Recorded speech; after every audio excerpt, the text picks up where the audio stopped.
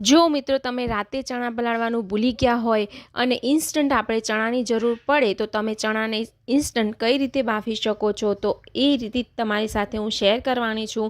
તો આ વિડીયો તમને ખૂબ જ ઉપયોગી બનવાનો છે. તો મિત્રો તમે હજુ સુધી ચેનલને સબસ્ક્રાઈબ નથી કરી તો મારી ચેનલને સબસ્ક્રાઈબ પણ જરૂરથી કરી લેજો, કારણ કે આ ચેનલની અંદર હું તમને અવારનવાર આવા વિડીયો શેર કરતી રહું છું. તો મિત્રો ચણા પલાળવાની ઝંઝટમાંથી તમને બધાને હવે મુક્તિ મળવાની છે, કારણ કે આપણે ઘણીવાર એવું થતું હોય છે કે પાણીપુરી ખાવાની ઈચ્છા થાય ત્યારે ચણા પલાળવાની તો આપણે ભૂલી જ ગયા હોય છે, કે કોઈ પણ ચણા ચાટ ખાવાનું મન થાય કે ચણાની કોઈ પણ વસ્તુ ખાવાનું મન થાય તો આપણે ચણા પલાળવાનું ભૂલી ગયા હોય તો આપણે બાફેલા ચણાની જરૂર પડતી હોય છે. તો ઇન્સ્ટન્ટ આ રીતે કઈ રીતે તમે ચણાને બાફી શકો છો, તો આ ટેકનિક આજે હું તમારી સાથે શેર કરવાની છું. તો વિડીયોને પૂરા એન્ડ સુધી જરૂરથી જજો, સ્કીપ બિલકુલ પણ ના કરતા. અને આ રીતે બિલકુલ અનોખી અને નવી રીત છે મિત્રો. તો તમે ભૂલી ગયા હોય તો પણ ઇન્સ્ટન્ટ આ ચણાને બાફી શકો છો. તો કઈ રીતે, તો ચલો જોવાનું સ્ટાર્ટ કરીએ. તો સૌથી પહેલાં તો મિત્રો ચણાને જે છે સરસ રીતે આપણે સાફ કરી લેવાના છે. એની અંદર બિલકુલ પણ કચરો ના હોવો જોઈએ, અને એની અંદર બિલકુલ પણ તમારે જે નાના કણ હોય કે કંઈ હોય છે તો એ બધો જ કચરો જે છે આપણે સરસ રીતે સાફ કરી લેવાના છે, ચણાને બધું કાઢીને. અને ચણાને મિત્રો આને ઠંડા પાણીએ નથી ધોવાના. તો કેમ, તો હું આ વિડીયોમાં પૂરું તમે જરૂરથી જોજો. હું અંદર વિડીયોમાં તમને બધી જ રીત તમને કહેવાની છું, સિક્રેટ ટિપ્સ અને ટ્રિક્સ પણ આપવાની છું સાથે સાથે. તો મિત્રો આ ચણાને તમે જોઈ શકો છો સરસ રીતે મેં અહીંયા સાફ કરી લીધેલા છે. હવે આ ચણાને છે એ હું અહીંયા આગળ એક બાઉલની અંદર ટ્રાન્સફર કરી લઉં છું, કારણ કે આપણે ચણાને ધોવાના નથી, એટલે સરસ રીતે આપણે સાફ કરવા જરૂરી છે. ધોવાના તો છે મિત્રો, પણ આપણે ગરમ પાણીએ ધોવાના છે. તો મિત્રો અહીંયા આગળ મેં બાઉલની અંદર ચણાને કાઢી લીધેલા છે. હવે આપણે શું કરવાનું છે કે એક કુકર લેવાનું છે, અને કુકરની અંદર આપણે પાણી ગરમ કરવા મૂકવાનું છે. તો પાણી કેટલું લેવાનું છે કે જેટલા આપણા ચણા છે એનાથી 4 ગણું કે 5 ગણું પણ તમે લઈ શકો છો પાણી, કારણ કે અડધા પાણીનો ઉપયોગ મિત્રો આપણે ચણા ધોવા માટે કરવાનો છે. કારણ કે મિત્રો જો ઠંડા પાણીએ તમે ધોશો તો એવું સરસ રિઝલ્ટ નહીં મળે કે ચણા એકદમ ઇન્સ્ટન્ટ બફાઈ જાય. એટલે તમારે ગરમ પાણીથી જ ચણાને ધોવાના છે. નોર્મલ તો આપણે ઠંડા પાણીએ ધોતા હોય છે, પરંતુ ગરમ પાણીએ આપણે ચણા શા માટે ધોવાના છે એ હું પણ વિડીયોમાં તમને બતાવવાની છું, અને છેલ્લે તમને ખબર પડશે કે કેમ ગરમ પાણીએ ધોયા છે. તો મિત્રો અહીંયા આગળ પાણી ગરમ એકદમ સરસ થઈ ગયું છે, અને એ ગરમ પાણીએથી આપણે ચણાને ધોઈ લેવાના છે. તો અહીંયા આગળ મેં 4 ગણું પાણીનો ઉપયોગ કર્યો છે, એટલે એના ઉપરના 2 ગણું પાણીથી આપણે ચણાને ધોવાના છે.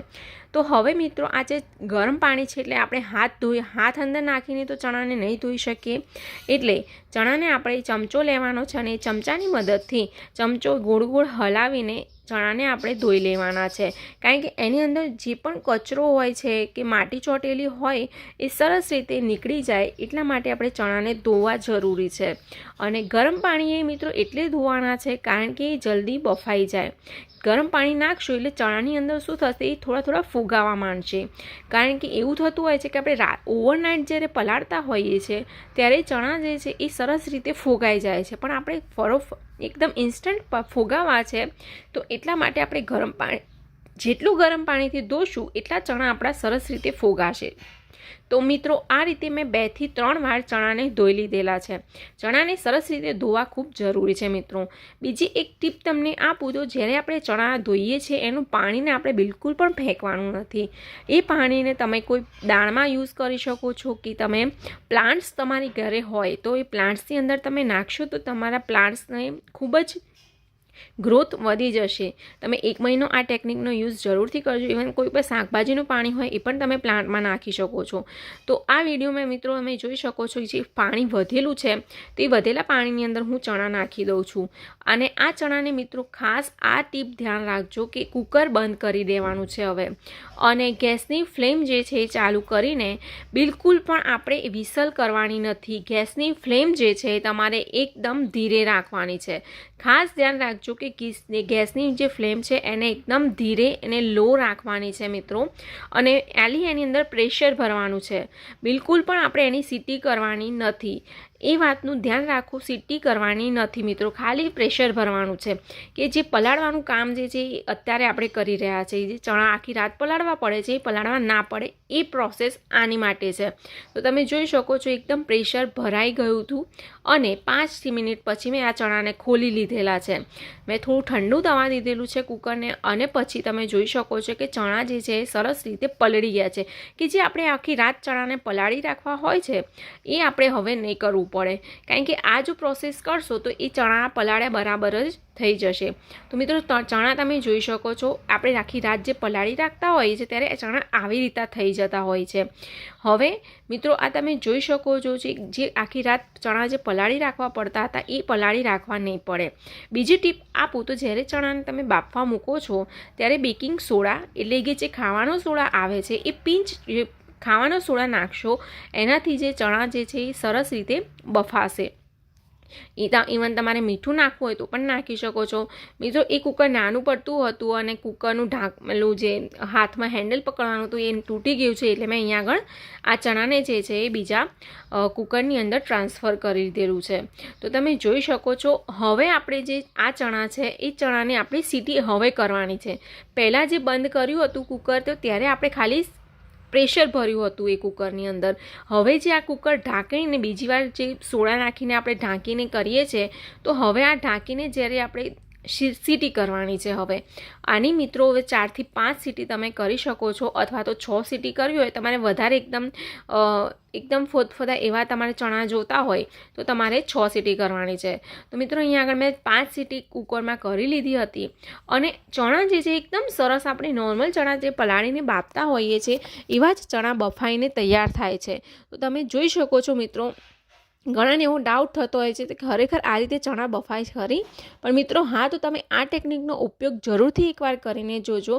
બધી જ ગૃહિણીઓને આ વિડીયો ખૂબ જ ઉપયોગી બનવાનો છે, કારણ કે આ વિડીયોની અંદર મેં તમને બધી જ ટેકનિક બતાવી છે કે તમે કોઈ પણ કઠોળ હોય કે ઇન્સ્ટન્ટ તમે પલાળ્યા વગર કઈ રીતે કઠોળને તમે બાફી શકો છો. કારણ કે ઇન્સ્ટન્ટ આપણે ઘણીવાર કઠોળની જરૂર પડતી હોય છે અને ચણા હું તમને તોડીને બતાવું તો તમને એવું ખબર પડશે કે ચણામાં બિલકુલ પણ કચાશ નથી રહી. ઘણા વિચારતા પણ હશે કે ખરેખર આમાં પલાળ્યા વગર બનાવ્યા હશે તો ચણાની અંદર કચાશ રહી ગઈ હશે, પણ બિલકુલ પણ નહીં મિત્રો. જો એકદમ સોફ્ટ એવા આપણા ચણા બફાઈને તૈયાર થયા છે. હું તમને ચમચીની મદદથી પણ બતાવું તો તમે જોઈ શકો છો કે ચણા આપણા કેટલા સરસ રીતે બફાયા છે. જુઓ, હું દબાવું છું, એકદમ સરસ રીતે દબાઈ જાય છે અને એકદમ તૂટી જાય છે ચણો. એટલું સરસ રીતે આપણા ચણા બફાઈને તૈયાર થયા છે. તો મિત્રો આ ટેકનિક મારી કેવી લાગી મને કમેન્ટ કરીને જરૂરથી કહેજો, અને આ ટેકનિકનો ઉપયોગ કરો તો પણ મને ફીડબેક જરૂરથી આપજો તમે કમેન્ટમાં. તો મને સારું લાગે અને વિડીયો બનાવવાનું મને પણ અંદરથી થશે કે હા ચલો સરસ રીતે બધા મને ફીડબેક આપે છે. મને ખૂબ જ સારું લાગશે મિત્રો, તમે ફીડબેક જરૂરથી આપજો. અને આ ચણા મિત્રો તમે જોઈ શકો છો કે આપણા બફાઈને તૈયાર થઈ ગયા છે. તો તમે પાણીપુરી બનાવતા હોય તો ઇન્સ્ટન્ટ આ રીતે ચણા બાફીને પાણીપુરીની મજા લેજો મિત્રો. તો વિડીયો સારો લાગ્યો હોય તો મારી ચેનલને લાઇક કરજો, શેર કરજો અને સબસ્ક્રાઈબ જરૂરથી કરી લેજો. કારણ કે ઘણા લોકો કેવું કરે છે કે જોવે છે ખરા પણ વિડીયોને સબસ્ક્રાઈબ નથી કરતા. મારી ચેનલને સબસ્ક્રાઈબ જરૂરથી કરી લેજો મિત્રો. હવે આ ચણાને છે હું પ્લેટમાં કાઢી લઉં છું, કારણ કે આમાંથી હું આજે મિત્રો પાણીપુરી જ કરવાની હતી. તો આ ટેકનિક મેં કીધું ચલો તમારી સાથે પણ શેર કરી લઉં. ઇન્સ્ટન્ટ મેં આ ચણાને બાફેલા છે. તો તમે જોઈ શકો છો કે સરસ મજાના આપણા ચણા બફાઈને તૈયાર થઈ ગયા છે. તો મિત્રો આજનો વિડીયો સારો લાગ્યો હોય તો મારી ચેનલને સબસ્ક્રાઈબ જરૂરથી કરજો, અને આ વિડીયો ઉપયોગી તમને લાગ્યો હોય તો પણ તમે પોતાના ગ્રુપમાં કે પોતાના ફેમિલી ફ્રેન્ડ્સમાં જરૂરથી શેર કરજો.